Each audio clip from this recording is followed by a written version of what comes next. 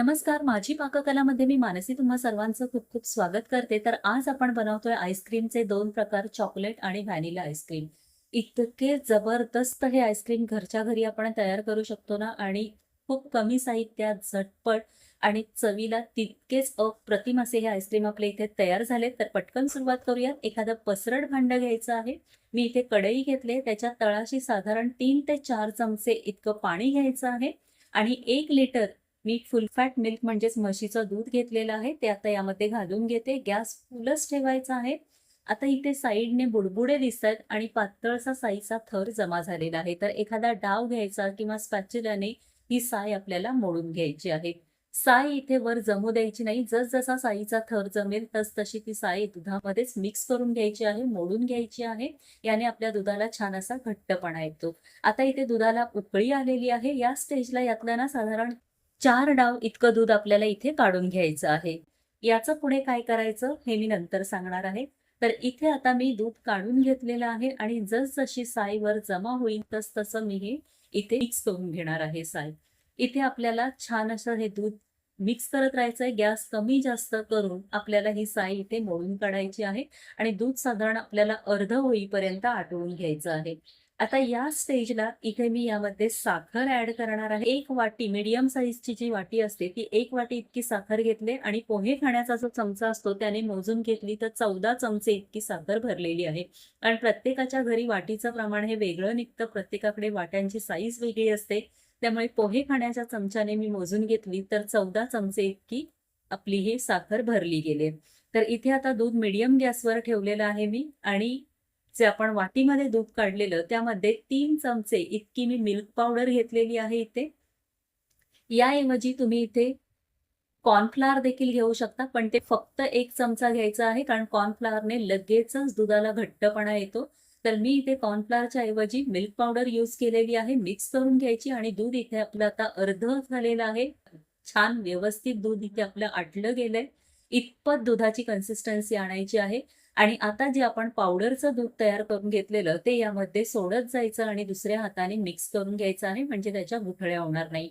थोडक्यात इथे आपण घरच्या घरी ना कंडेन्स मिल्क तयार करतोय.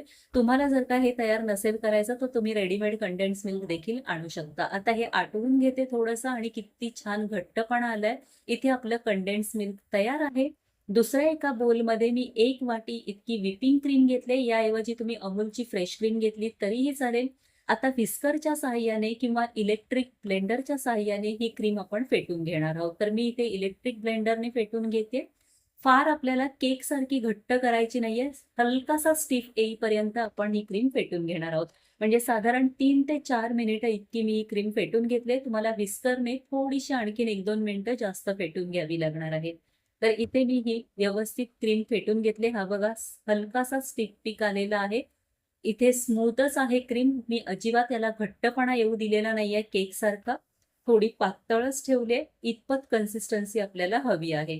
आता जे आपलं कंडेन्स मिल्क तयार आहे त्यामध्ये ही क्रीम आपण थोडी थोडी घालून घेणार आहोत. म्हणजे 2 पार्टमध्ये क्रीम मी घालून घेणार आहे मी.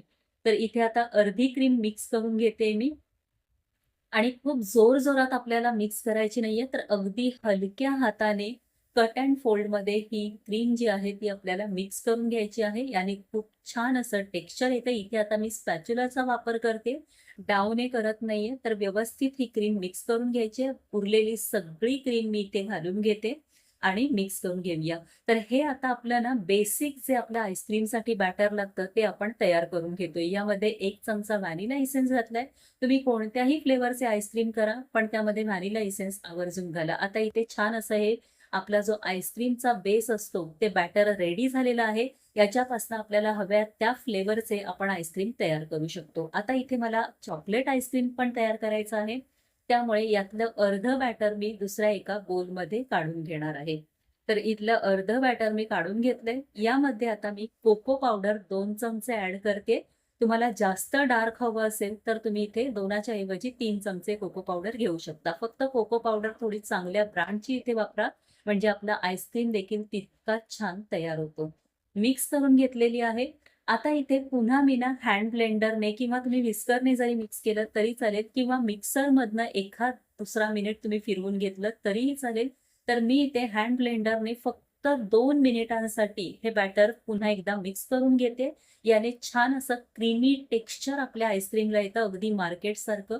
तर इथे फक्त 2 मिनिटांसाठी मी ब्लेंड करून घेतलेलं आहे, फार फिरवायचं नाहीये. तर 2 मिनिटांनी इथे छान असं आपलं हे आईस्क्रीमचं बॅटर रेडी झालेलं आहे. पुन्हा सगळं एकत्र करून घेते बॅटर आणि एखादा कंटेनर घ्यायचं. किती स्मूथ आणि शायनी इथे बॅटर तयार झालेलं आहे बघा. इथे मी प्लास्टिक कंटेनर घेतलेलं आहे. त्यामध्ये सगळं हे आईस्क्रीमचं बॅटर काढून घेते आणि थोडंसं स्पॅच्युलाने सेट करून घ्यायचं आहे.